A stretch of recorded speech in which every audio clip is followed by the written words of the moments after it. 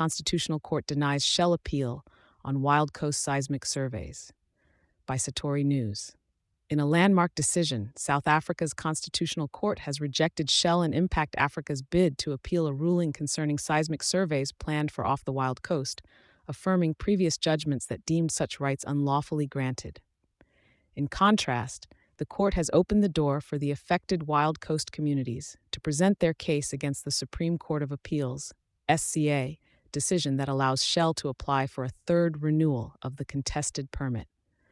Rooted in a legal tussle that began at the Makanda High Court, the case's primary contention lies in the failure to adequately notify and consult local communities, whose lives and livelihoods would be significantly impacted by the surveys.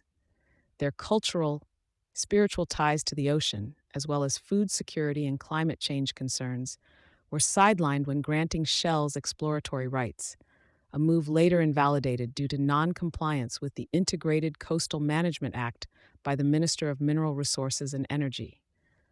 While the SCA upheld the invalidity of the original exploration rights, it controversially suspended the order, permitting Shell to pursue a third renewal application. This aspect of the SCA's decision is at the heart of community grievances, as they contest the legitimacy of this postponement. They argue that it fails to uphold the right to fair administrative proceedings and lacks clarity on necessary remedial actions. It signals potential for more legal wrangling ahead. Embodied by the litigation is a collective of environmental activists and organizations including Sustaining the Wild Coast, All Rise Attorneys, Natural Justice, and Greenpeace Africa. They stand united in the belief that it's too late for Shell to rectify a decade-old faulty consultation approach, and that court-routed suspensions of invalidity are inequitable and constitutionally questionable. Meanwhile, Shell has signaled their intent to divest from various South African operations, including the sale of retail, transport, and refining sectors tagged as non-core holdings. This is parallel to the abandonment of their share in the South African petroleum refinery, Sepref, a casualty of cost-cutting measures.